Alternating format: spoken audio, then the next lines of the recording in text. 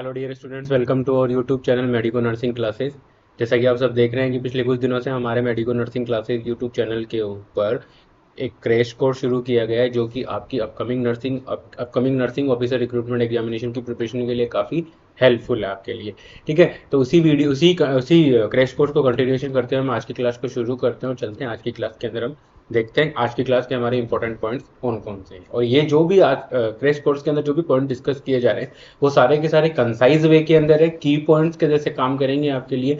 लेकिन यहाँ पर आपको जो भी इंपॉर्टेंट पॉइंट्स है, जिस टॉपिक को हम डिस्कस कर रहे हैं उस टॉपिक से जितने भी क्वेश्चन आने होते हैं वो सारे क्वेश्चन हम इसमें डिस्कस कर रहे हैं। तो प्लीज़ ये क्रैश कोर्स आप अपने कलीग्स के साथ, अपने और फ्रेंड्स के साथ शेयर कीजिए और जल्दी ज़्यादा से ज़्यादा इस क्रैश कोर्स को आप स्प्रेड कीजिएगा। ठीक है, आज की क्लास शुरू करते हैं और देखते हैं अपना आज की क्लास का टॉपिक। लास्ट क्लास के अंदर हमने देखा था role of nurse in important procedure. Role of nurse in important procedure की इंपॉर्टेंट प्रोसीजर के अंदर एक रोल ऑफ नर्स क्या क्या था। ठीक है, कि एक नर्स के क्या क्या रोल थे। कल हमने देखा था कि ट्रेकेस्टोमी के अंदर एक नर्स है वो क्या रोल प्ले कर रही है। ठीक है, तो वो हमने कल देख लिया था। आज की क्लास के अंदर हम देखते हैं, आज की क्लास का हमारा पहला टॉपिक है lumbar puncture. Role of nurse in LP, lumbar puncture या स्पाइनल टैप। स्टूडेंट, देखने की बात यह है, ठीक है, यहां पर देखने की इंपॉर्टेंट बात यह है कि स्पाइनल टेप का मतलब भी है क्या है, lumbar puncture. LP, spinal tape और लंबार पंचर दोनों एक ही चीज है, तो हमें इसके लिए कुछ ज्यादा कंफ्यूज नहीं होना है कि स्पाइनल टेप का नाम आ जाए तो हम क्या करेंगे। तो स्पाइनल टेप का नाम आ रहा है, इसका मतलब डेफिनेट है कि वो लंबार पंचर की ही बात हो रही है। लंबार पंचर एक ऐसा प्रोसीजर होता है जिसके अंदर क्या होता है, अपनी स्पाइनल कोड के अंदर, अपनी वर्टिब्रा के थ्रू स्पाइनल कोड के मेनिंजियस के अंदर एक नीडल इंसर्ट की जाती है और वहां से सीएसएफ को ड्रेन किया जाता है, सीएसएफ का सैंपल लिया जाता है। सीएसएफ का क्या लिया जाता है, सैंपल लिया जाता है। तो ध्यान रखने की बात है कि लंबार पंचर में क्या करते हैं, अपन सीएसएफ का सैंपल लेते हैं। सीएसएफ का मतलब क्या होता है, सीएसएफ का मतलब होता है cerebro spinal fluid. Cerebro spinal fluid, cerebro spinal fluid, ये सीएसएफ का पूरा नाम होता है। ठीक है, अब सेरिब्रो स्पाइनल फ्लूइड है, जब आप सीएसएफ एक्सट्रैक्ट कर रहे हो स्पाइनल कोड से, सीएसएफ आता कहां से।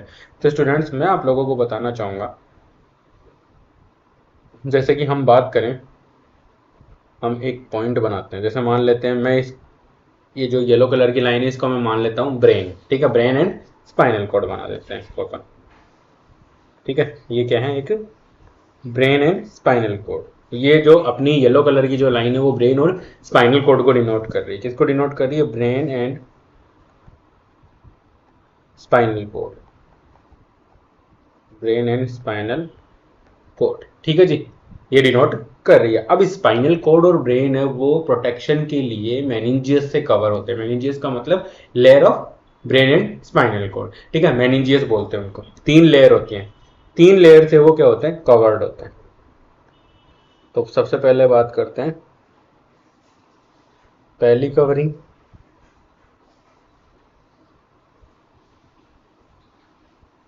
उसके बाद आती है आपकी दूसरी कवरिंग,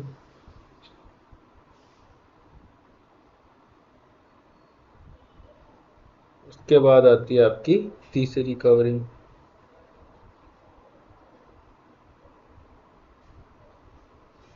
ये 3 कलर के अपन ने कवरिंग दिखा दी है स्टूडेंट। ठीक है, अब यहाँ पर हमें क्या करना है, अब यहाँ पे इनका जो फुल फॉर्म है, इनका जो नाम होता है वो देखना। सबसे पहले जो बाहर से अंदर की तरफ मैं आपको नाम बताऊंगा, तो एक फॉर्मूला काम में लेते हैं। तो remember meninges, meninges of brain and spinal cord, brain and spinal cord, brain और स्पाइनल कोड की कवरिंग होती है। ठीक है, उनको हम क्या बोलते हैं, मेनिंजेस। तो उनकी उसका एक फॉर्मूला होता है। ठीक है, उसका फॉर्मूला होता है DAP, DAP। DAP का मतलब है जो सबसे बाहर होगी उसे बोला जाएगा ड्यूरामेटर, सबसे बाहर होगी उसे बोला जाएगा ड्यूरामेटर।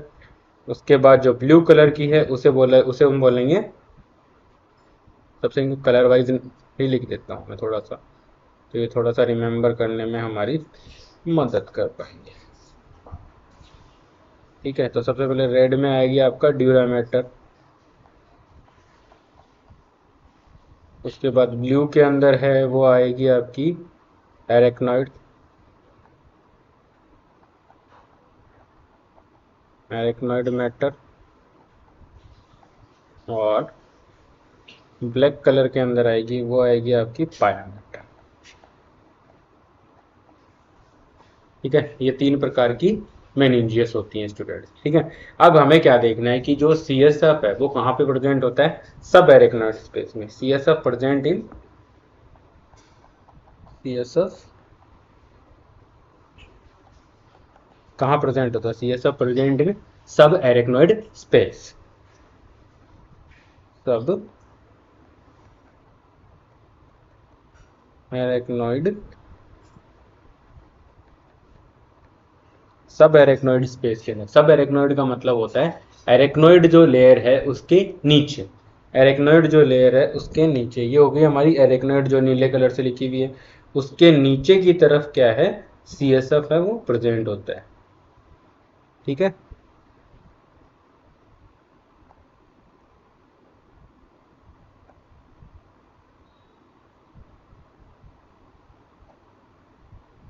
यहाँ प्रेजेंट होता है CSF, यहाँ पर CSF क्या होता है, प्रेजेंट होता है, जो मैंने डार्क कलर कर दिया है। ठीक है, ये वाला जो कलर नया कलर में लेके आया हूँ वो कलर कहाँ प्रेजेंट होता है, ये CSF के अंदर। यहाँ पर ये जो कलर दिखाया मैंने वो प्रेजेंट अपना, ये है अपना CSF, सेरिब्रो स्पाइनल फ्लूइड। ठीक है, सेरिब्रो स्पाइनल फ्लूइड। ठीक है, पूरे दिन के अंदर CSF बनता है 720 ml average, 720 ml per day. ठीक है, और एनी टाइम अगर स्पाइनल कॉर्ड के चारों तरफ हम देखें, अगर एनी टाइम स्पाइनल कॉर्ड के चारों तरफ हम देखें तो 120 to 125 ml, ठीक है, ml है वो एनी टाइम स्पाइनल कॉर्ड के चारों तरफ प्रेजेंट होता है, और उसको शॉक एब्जॉर्बर का काम करता है ब्रेन और स्पाइनल कॉर्ड को चोट से, जो एक्सटर्नल फोर्स हैं, जो एक्सटर्नल एक्सीडेंटल है उनसे वो बचाने की कोशिश करता है। तो अब हमें क्या करना है, अब हम ये देख रहे हैं कि CSF का हमें क्या करना है, सैंपल लेना है।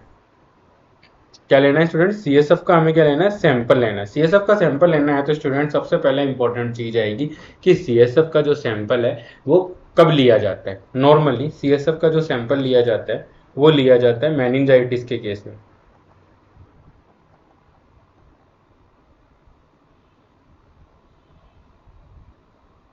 मेनिंजाइटिस के केस के अंदर सबसे ज्यादा CSF1 का सैंपल लिया जाता है। ठीक है, और मेनिंजाइटिस में भी कौन सा, बैक्टीरियल मेनिंजाइटिस। बैक्टीरियल मेनिंजाइटिस का दूसरा नाम pyogenic meningitis, pyogenic meningitis, pyogenic meningitis. तो पायोजेनिक मेनिंजाइटिस के अंदर क्या किया जाता है, नॉर्मली हम क्या करते हैं, CSF का सैंपल लेते हैं और उसको कल्चर और सेंसिटिविटी के लिए भेजते हैं कि भाई किस बैक्टीरिया का या किस वायरस का यहाँ पे इन्फेक्शन। ठीक है, तो ये हम देखने के लिए सबसे जरूरी हमारे लिए ये रहता है। ठीक है, अब हम बात करते हैं कि जब आप CSF का सैंपल ले रहे हो तो सिचुएशन के अंदर आपको क्या करना है, कौन कौन सी पोजीशन लेनी है, किस प्रकार की पोजीशन आपको पेशेंट को देनी है।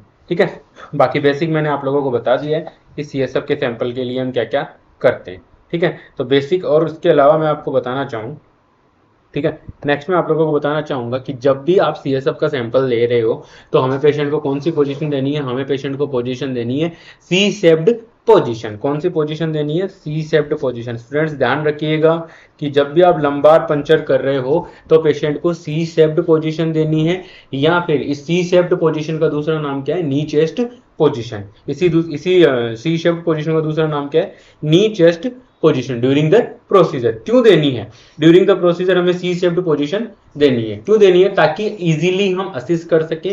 जो स्पाइनल कॉर्ड है वो सी शेप्ड पोजीशन देने की वजह से वो थोड़ा बाहर की तरफ, जो वर्टिब्रा है वो थोड़ा बाहर की तरफ निकल जाती हैं, जैसा कि आप इस इमेज में देख पा रहे हो।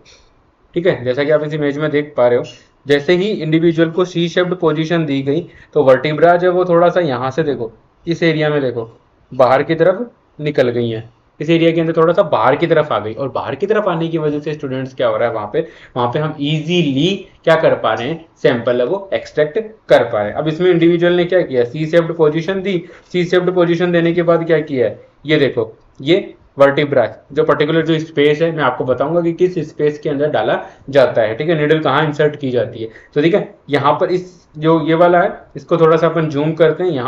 यहाँ पे जैसे ये देखो, ये रही वर्टिब्रा, ये भी वर्टिब्रा, ये दो वर्टिब्रा के बीच का जो स्पेस है, यहाँ से इंडिविजुअल ने निडल इंसर्ट की और कहाँ तक इंसर्ट की, सब एरेक्नोइड स्पेस तक। निडल कहाँ तक गई है उसकी, सब एरेक्नोइड स्पेस तक, सब arachnoid,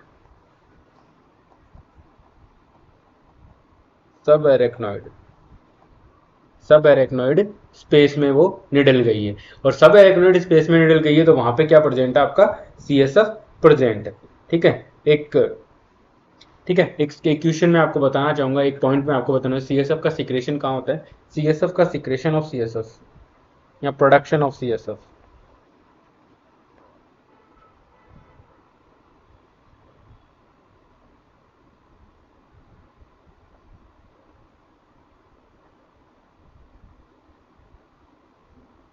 production of CSF, production of CSF. CSF का प्रोडक्शन कहाँ से होता है, कोरोइड प्लेक्सिस से।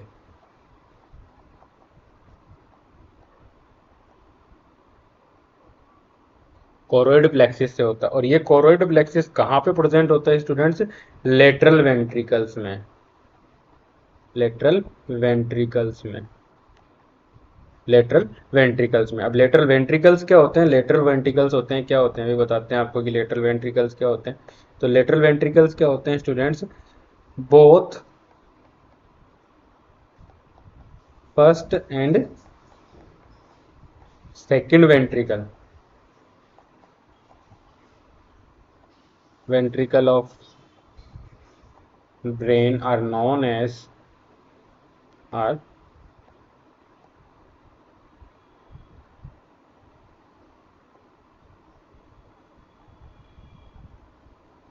known as, किस नाम से जाने जाते हैं, लेटरल वेंट्रिकल,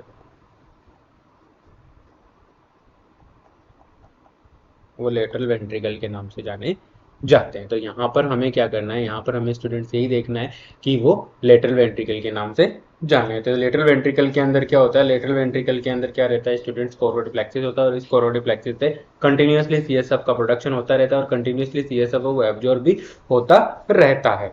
ठीक है, नेक्स्ट हम बात करते हैं साइट फॉर लंबार पंचर की। साइट कौन कौन सी ऐसी, कहां से लंबार पंचर है वो किया जाता है, किस कंडीशन के अंदर। ठीक है, किस कंडीशन की बात करें, मान लीजिए अगर आपका पेशेंट है वो एडल्ट है, अगर आपका पेशेंट एडल्ट है तो उस कंडीशन के अंदर हम लंबार पंचर करेंगे लंबार वर्टिब्रा में L4 और L5 से।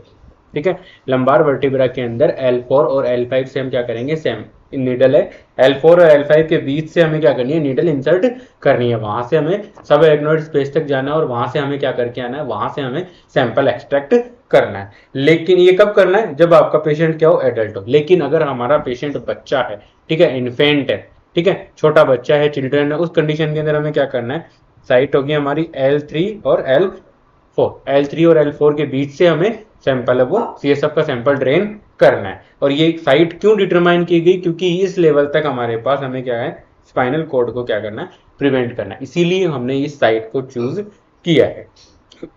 ठीक है, जैसे कि एडल्ट की बात करें, एडल्ट की बात करें तो L3 तक आपका स्पाइनल कॉर्ड एंड हो रहा है, स्पाइनल कॉर्ड है वो एंड हो रहा है, L3 तक आपका स्पाइनल कॉर्ड है वो क्या हो गया स्टूडेंट, एंड हो चुका है L3 तक। और बच्चों के अंदर हो गया आपका L2 के अंदर, L2 पे स्पाइनल कॉर्ड एंड हो रहा है, स्पाइनल कॉर्ड एंड हो रहा है। ठीक है, तो यहाँ पर अगर जहां से एंड हो गया उसके नीचे वाले स्पेस से हम लेंगे तो क्या होगा, हम स्पाइनल कॉर्ड को इंजरी नहीं करेंगे। तो ये चीज हमें ध्यान में रखनी है। ठीक है, नेक्स्ट हम बात करते हैं कि जब भी आप सीएसएफ का सैंपल ले रहे हो, जब भी आप सीएसएफ का सैंपल ले रहे हो तो उस कंडीशन के अंदर हमें क्या करना होगा स्टूडेंट, उस कंडीशन के अंदर हमें क्या करना है, हमें बिफोर एंड आफ्टर ग्लूकोज है वो, ग्लूकोज रैंडम ब्लड शुगर वो चेक करना है। ये एक इंपॉर्टेंट प्रोसीजर है, यहाँ से आपको डायरेक्टली एमसीक्यू देखने को मिल सकता है। एमसीक्यू, ये तीनों लाइनें आपको एमसीक्यू के लिए इंपॉर्टेंट है। ठीक है, तीनों पॉइंट है की पॉइंट के जैसे काम करेंगे और तीनों की तीनों क्या है, इंपॉर्टेंट पॉइंट है, यहां से डायरेक्टली आपसे क्वेश्चन पूछा जा सकता है। ठीक है। और ये before and after glucose level है वो टेस्ट क्यों करेंगे? बिकॉज सीएसएफ के अंदर पहले से ग्लूकोज प्रेजेंट होता है। तो हमें क्या करना होता है, हमें ये करना है कि हम क्या करेंगे, एक प्रोपोर्शन देखेंगे। हमें क्या करना है, सीएसएफ के अंदर क्या है, ग्लूकोज प्रेजेंट होता है। ठीक है, टू कंपेयर विथ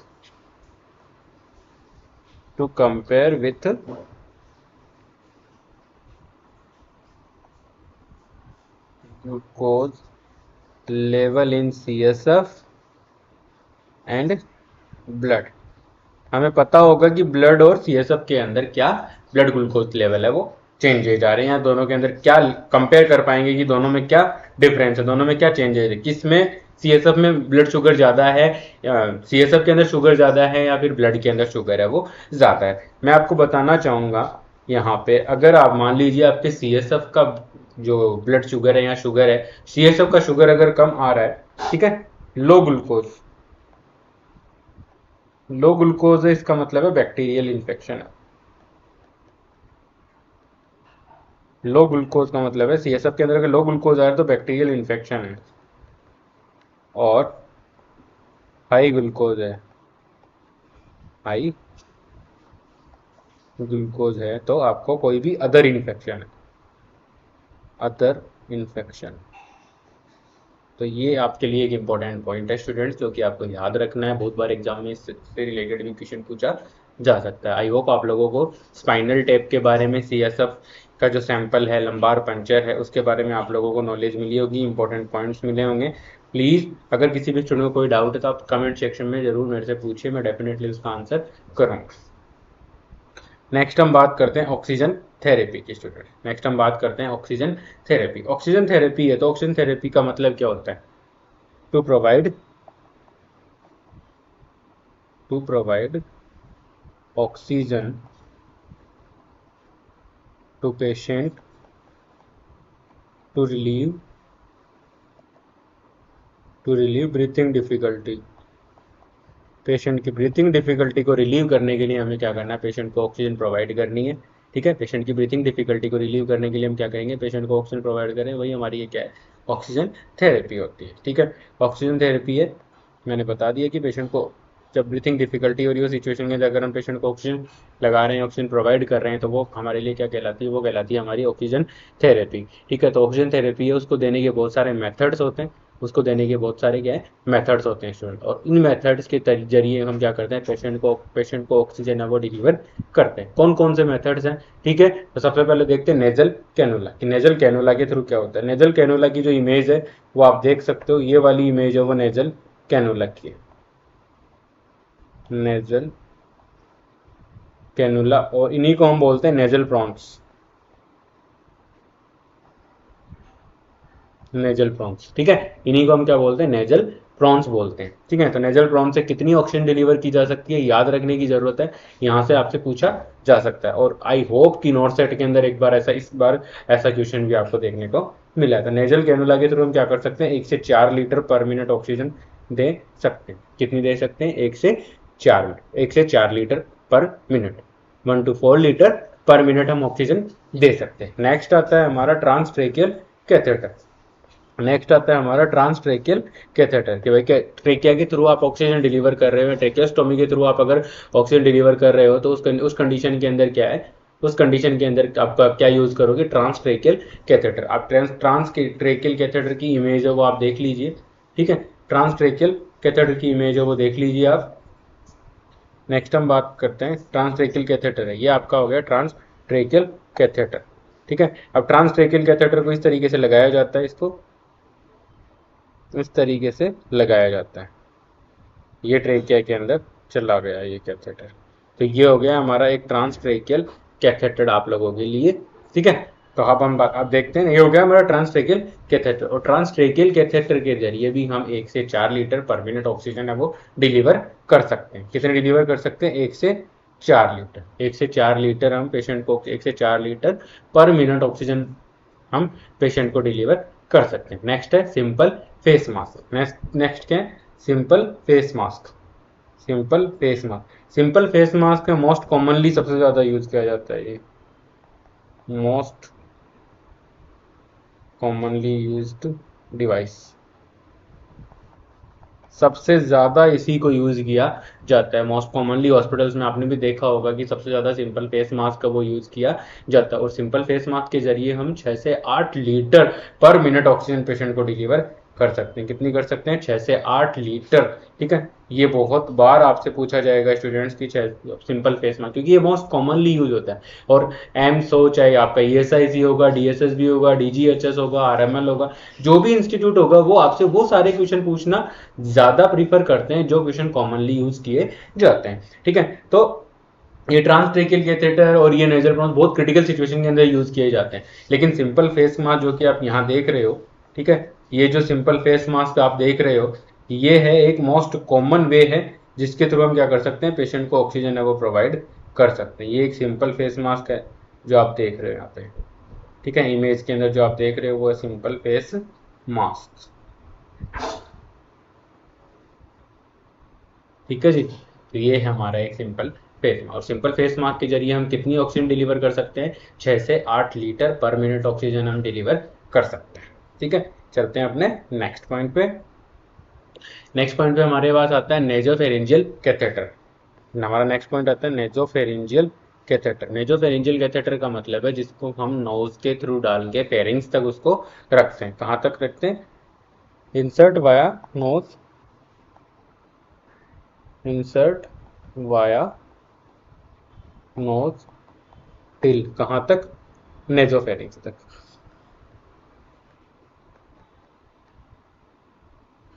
नेजोफेरिंग्स तक हम क्या करते हैं, इसको एडवांस कर देते हैं। नेजोफेरिंग्स तक इसको हम क्या कर देते हैं? एडवांस कर देते हैं। और ये है हमारा, ये जो आप इमेज देख रहे हो स्टूडेंट्स, जो इमेज अभी मैं कलर करूँगा, ये जो इमेज आप देख रहे हो, ये इमेज है हमारी ट्रांसट्रेकियल सॉरी नेजोफेरिंजियल कैथेटर की। और इस नेजोफेरिंजियल कैथेटर को यूज करके हम क्या कर सकते हैं, इसको हम क्या करेंगे, इस पॉइंट से हम इसको क्या करना शुरू करते हैं, ए पॉइंट से हम इसको इंसर्ट करना शुरू कर देते हैं। और कहाँ तक हमें इंसर्ट करना होता है? Till the नेजोफेरिंग। नोज से शुरू करेंगे और यहाँ तक आई होप जाएंगे तो नेजोफेरिंग्स आ जाएगा। ये नेजोफेरिंग्स तक हम इंसर्ट करते हैं और इसके थ्रू हम क्या करते हैं, पेशेंट को ऑक्सीजन डिलीवर करते हैं। तो नेजोफेरिंजियल कैथेटर के थ्रू हम किस प्रकार की कितने लीटर ऑक्सीजन डिलीवर कर सकते हैं? 1 से 6 लीटर। कितने डिलीवर कर सकते हैं? 1 से 6 लीटर। 1 से 6 लीटर ऑक्सीजन अगर डिलीवर करनी है हमें, तो हम नेजोफेरिंजियल कैथेटर को भी काम में ले सकते हैं। नेक्स्ट वन आता है, सबसे पहले मैं आपको बताना चाहूँगा फेस टेंट के बारे में। ठीक है, सबसे पहले मैं आपको बताना चाहूँगा फेस टेंट के बारे में। जैसा कि आप इस इमेज में देख रहे हो कि एक प्लास्टिक का टेंट बनाया हुआ है जिसके अंदर पेशेंट को लेटा दिया गया है। चारों तरफ पेशेंट को किस चीज़ से कवर कर दिया गया? एक टेंट बनाया है जिसमें पूरे में प्लास्टिक है। और इसके अंदर हम क्या करेंगे, ऑक्सीजन है वो पूरी तरह ओपनली ऑक्सीजन है वो डिलीवर करते रहते हैं। पूरे टेंट के अंदर ऑक्सीजन डिलीवर होती है, जैसा कि आप इस मशीन के थ्रू यहाँ पे देख सकते हो जो मैंने कलर किया है। ये ऑक्सीजन डिलीवर करने की मशीन है और ये अपना हो गया इस पर टेंट। ठीक है, ये हो गया अपना टेंट। ये पूरा पेशेंट पूरा टेंट के अंदर है और ये क्या कर रहा है, इसको ऑक्सीजन मिल रही है। इस टेंट में हम क्या करते हैं, ऑक्सीजन के सोर्स है उसको अप्लाई कर देते हैं और इसके थ्रू पेशेंट को क्या मिल रही है, ऑक्सीजन मिल रही है। फेस टेंट के अंदर ये मोस्ट कॉमनली यूज किया जाता है आपके बर्न के केस में, बच्चों के केस में, इन्फेंट्स के केस के अंदर इसको सबसे ज़्यादा यूज किया जाता है। ठीक है, और जो फेस टेंट है उसके थ्रू हम कितनी ऑक्सीजन दे सकते हैं? 8 से 10 लीटर। 8 से 10 लीटर ऑक्सीजन डिलीवर की जा सकती है। किसके थ्रू? फेस टेंट के थ्रू। फेस टेंट के थ्रू हम कितनी ऑक्सीजन दे सकते हैं? 8 से 10 लीटर। ये जो वैल्यूज है स्टूडेंट्स, ये आपको याद रखनी पड़ेंगी। इनको याद रखने का कोई और ट्रिक नहीं है। ठीक है, ये सबसे ज़्यादा आपको याद ही रखनी पड़ेंगे। नेक्स्ट हम बात करते हैं वेंचुरी मास्क। नेक्स्ट हमारा इंपॉर्टेंट पॉइंट वेंचुरी मास्क। मैं आप लोगों को बताना चाहूँगा कि ये नॉर्सेट 2024 में ये पूछा गया है। नॉर्सेट 2024 का नॉर्सेट का प्री एग्जाम 2024 का है, उसके अंदर ये वेंचुरी मास्क के बारे में क्वेश्चन पूछा गया है। वेंचुरी मास्क एक ऐसा मास्क है जो डिजायर्ड, हमें जितनी जरूरत है उतनी ऑक्सीजन हम उसके थ्रू डिलीवर कर सकते हैं। डिजायर्ड वॉल्यूम है वो ऑक्सीजन का डिलीवर किया जा सकता है। किसके थ्रू? वेंचुरी मास्क के थ्रू। एक कैलकुलेटेड अमाउंट के अंदर हम क्या कर सकते हैं, ऑक्सीजन डिलीवर कर सकते हैं। Deliver the calculated amount of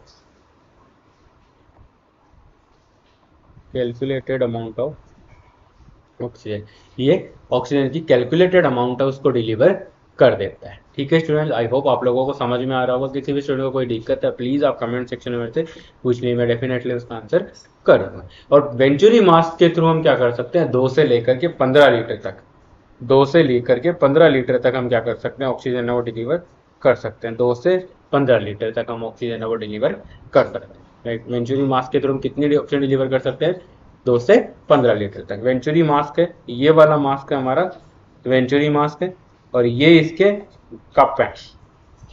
ठीक है, वाल्व है, वॉल्व है, कप है, वॉल्व है ये। ठीक है, ये डिफरेंट साइज के वॉल्व हैं जो कि डिफरेंट टाइप या different amount of oxygen deliver करने के काम में लिए जाते हैं। जिस अमाउंट का चाहिए उसके अकॉर्डिंग हम यहाँ पे जो भी पर्टिकुलर अमाउंट डिसाइड करें उसी के अकॉर्डिंग हम यहाँ पे जो वाल्व अप्लाई करेंगे और उसके बाद हम पेशेंट को ऑक्सीजन को डिलीवर करते हैं। तो जो मैंने अभी ये इमेज किया है, ये वाली इमेज हमारी क्या है, वेंचुरी मास्क। और नीचे जो दिखाए गए हैं ये वाले हैं इसके डिफरेंट साइज के वाल्व हैं जिनके through different amount of oxygen वो डिलीवर किया जा सकता है। ठीक है स्टूडेंट, आई होप आप लोगों को समझ में आ रहा होगा। अगर किसी भी स्टूडेंट को कोई डाउट है तो प्लीज आप कमेंट सेक्शन में मेरे से पूछिए, मैं डेफिनेटली उसका आंसर करूँगा। नेक्स्ट आता है हमारा एनीमा। नेक्स्ट आता है हमारा एनीमा के बारे में। तो एनीमा क्या है, नेक्स्ट आता है हमारा एनीमा के बारे में। एनीमा है to relieve the constipation, use to relieve constipation. Constipation को रिलीव करने के लिए क्या काम में लिया जाता है, एनीमा काम में लिया जाता है। ठीक है, ये क्या करता है, make the stool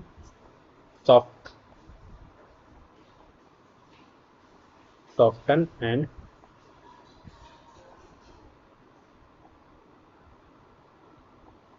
evacuate।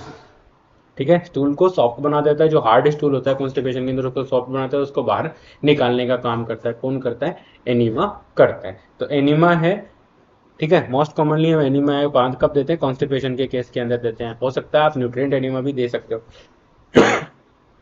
Enema के थ्रू भी हम पेशेंट को न्यूट्रिशन है वो प्रोवाइड कर सकते हैं। ठीक है, तो जब भी आप एनीमा एडमिनिस्टर कर रहे हो तो मोस्ट कॉमनली जो एनीमा होते हैं उनका जो टेम्परेचर होता है वो कितना होता है स्टूडेंट्स, एनीमा देने का जो टेम्परेचर होता है वो होता है आपका रूम टेम्परेचर पे 40 टू 43.3 डिग्री सेल्सियस, इतना हमें टेम्परेचर रखना है। Temperature of enema solution, this is the temperature of enema solution. Temperature of enema solution, बहुत बार ये क्वेश्चन हमसे पूछा जाता है, एनीमा के सॉल्यूशन का टेम्परेचर कितना होगा। ठीक है, तो हमें ये चीज हमें हमेशा ध्यान में रखनी है और आराम से हमें इस चीज को याद रखना है। ठीक है, कि 40.5 40.5 से लेकर के 43.3 डिग्री सेल्सियस तक हम एनीमा का टेम्परेचर रख सकते हैं। ठीक है, और रिटेंशन एनीमा का मतलब होता है कि इस एनीमा को हमें क्या करना है, to be hold in rectum for some time. ठीक है, रिटेंशन एनीमा के अंदर हम क्या करते हैं, जो एनीमा का जो सॉल्यूशन होता है उसको हमें क्या करना होता है, रेक्टम के अंदर होल्ड करके रखना होता है। रेक्टम के अंदर हमें क्या करना है, होल्ड करके रखना होता है, क्योंकि रिटेंशन एनीमा के थ्रू ही हम क्या कह देते हैं, इसी को देते हैं न्यूट्रिएंट एनीमा। न्यूट्रिएंट एनीमा का मतलब अगर आपके पेशेंट के अंदर कॉन्ट्राइंडिकेशन है कि उसको आप ओरल फीड नहीं दे सकते, एनजी फीड नहीं दे सकते, गैस्ट्रोक्टोमी नहीं दे सकते। ठीक है, उसके बाद हमें क्या करना होता है, उसके बाद हम पेशेंट को न्यूट्रिएंट एनीमा अप्लाई करते हैं, जिसके थ्रू हम जो कैथेटर होता है एनीमा का, जो कैथेटर होता है रेक्टल कैथेटर होता है, उसके थ्रू हम पेशेंट को न्यूट्रिशन जो है प्रोवाइड करते हैं। ठीक है, तो रिटेंशन एनीमा है, उसका जो सॉल्यूशन होता है, रिटेंशन एनीमा का जो सॉल्यूशन होता है उसका वॉल्यूम है नॉट मोर देन, उसका वॉल्यूम 100 से लेकर के 250 ml से ज्यादा नहीं होना चाहिए। Volume of retain enema,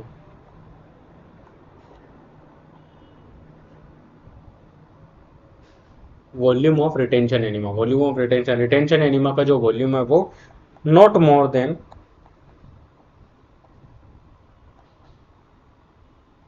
not more than 100 ml से लेकर के 250 ml से ज़्यादा नहीं होना चाहिए।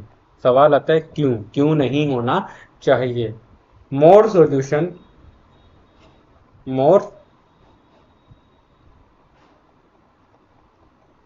मोर सॉल्यूशन की बजाय मोर वॉल्यूम काम में लेता हूँ यहाँ पे।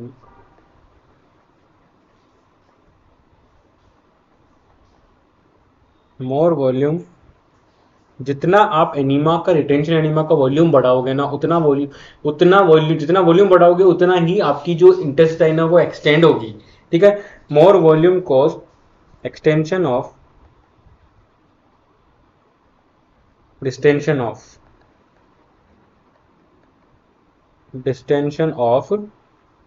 इंटेस्टाइन। वो क्या करती है, इंटेस्टाइन का डिस्टेंशन करती है। और जितना इंटेस्टाइन का डिस्टेंशन होता है तो वो क्या करता है, वेगल स्टिमुलेशन करता है।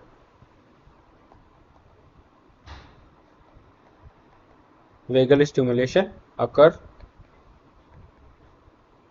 एंड कॉज डिफिकेशन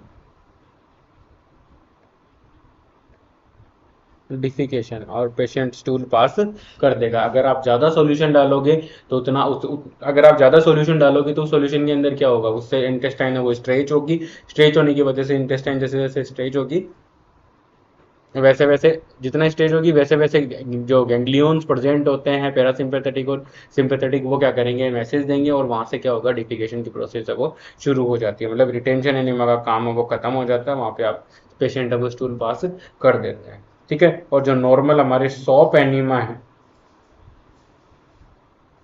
उनका सॉल्यूशन आप 800 से लेकर के 1000 ml तक भी रख सकते हो, क्योंकि उनको आपको रिटेन करने की जरूरत नहीं है। आप बस एनीमा है वो लगाते रहो, कंटिन्यूसली लगाते रहो, और जब आपके पेशेंट के अंदर डिफिकेशन की हो उस टाइम पे स्टॉप करके पेशेंट को डिफिकेशन के लिए भेज दो। ठीक है। जब भी आप एनीमा लगा रहे हो, ठीक है, नेक्स्ट हम देखते हैं टेम्परेचर। तो टेम्परेचर है एडल्ट के लिए 105 डिग्री फ़ारेनहाइट हमें टेम्परेचर रखना है। लेकिन ध्यान रखना, बच्चों के अंदर जब भी एनीमा एडमिनिस्टर किया जाता है वो किया जाता है नॉर्मल बॉडी टेम्परेचर के अंदर। ये सबसे इंपॉर्टेंट पॉइंट है। ठीक है। ये तो हर कोई याद रख लेता है, लेकिन यहाँ पे क्या हो जाता है, MCQ कॉज कंफ्यूज्ड।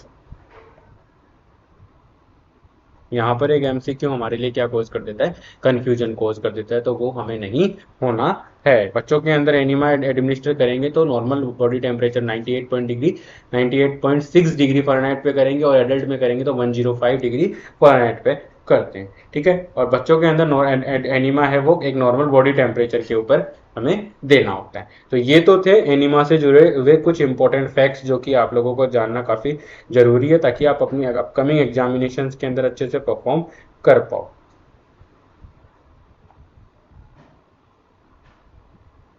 ठीक है। अब मैं आपको बताना चाहूँगा कि मान लीजिए आप किसी पेशेंट को आप एनीमा लगा रहे हो। ठीक है। एनीमा चल रहा है और पेशेंट को क्या हो रहा है, एब्डोमिनल क्रैम्प्स। पेशेंट को क्या आ गए, एब्डोमिनल क्रैम्प्स ड्यूरिंग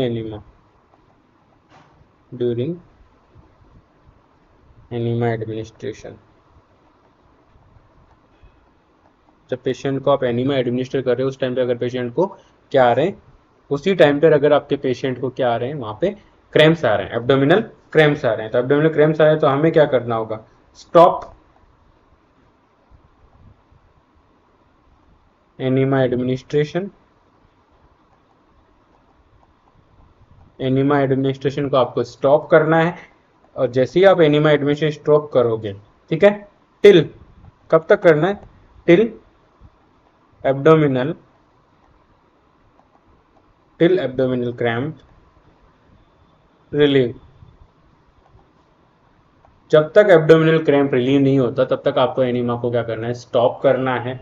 ठीक है। और जैसे ही आपका एब्डोमिनल पेशेंट का एब्डोमिनल क्रैम्प है वो स्टॉप हो जाता है, उसके बाद आप क्या कर सकते हो, उसके बाद आप पेशेंट आप डायरेक्टली आप दोबारा से उसको स्टार्ट कर सकते हो।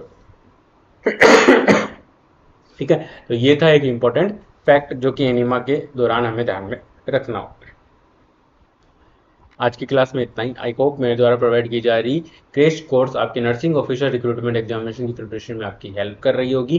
Please like share and subscribe. Thank you so much.